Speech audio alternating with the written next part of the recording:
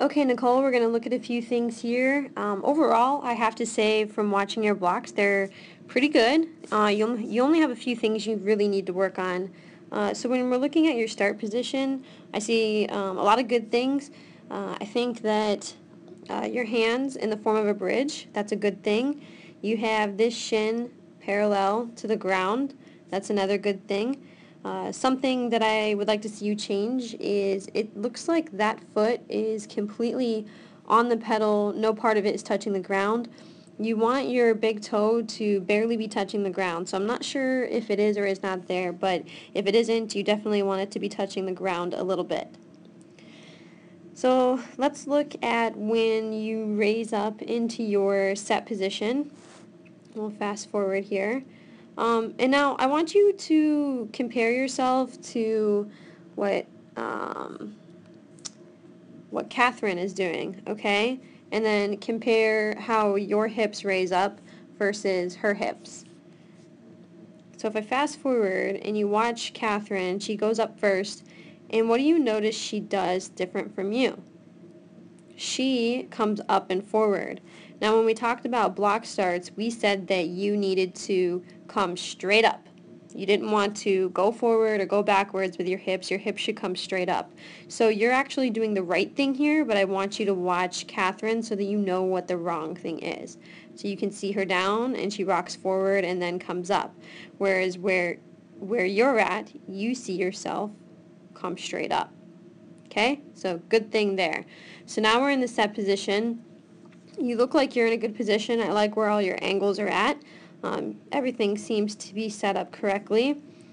So what I really want you to take away from this is your initial push out of the blocks and your preceding steps after that and where your foot contact is with the ground. Okay, so your initial push out of the blocks, here we go. You have a really good split with your arms. You are driving that knee. Alright, I would say you're more lifting your knee than you are pushing it out. Now right here is about where we see displacement in the air. So it's at this point where this foot and this foot might actually both be off the ground, and that's a good thing. You want that to be a little bit more visible and obvious, so that's something to work on, is to have a better push out of the blocks. But you do have a little bit there, so that's not bad. Zooming back out.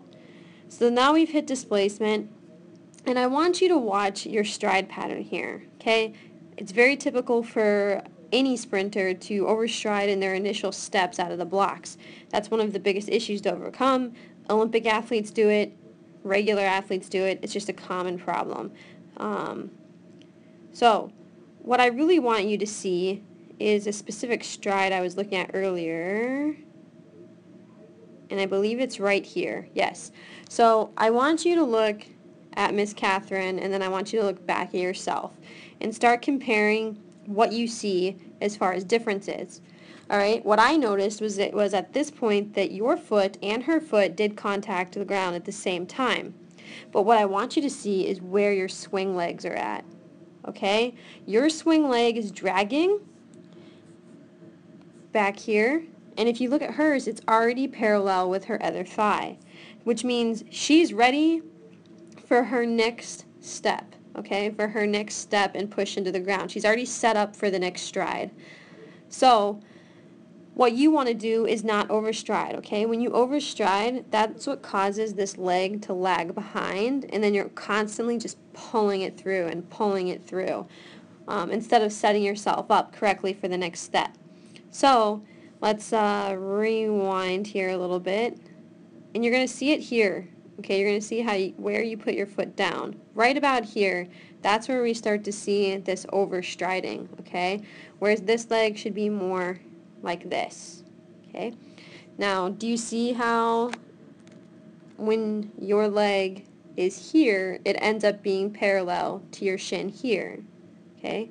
Whereas right now, you're here and here, okay? And this is what we call a braking pattern, okay? That's what this is here. So that's the biggest thing I want you to take away from this. So remember what we talked about. You want to make sure that your foot contact pattern is precise and that you're hitting underneath yourself and pushing vertically. You do want to push vertically. So let's see Let's just rewind, and you can watch the whole thing in slow motion.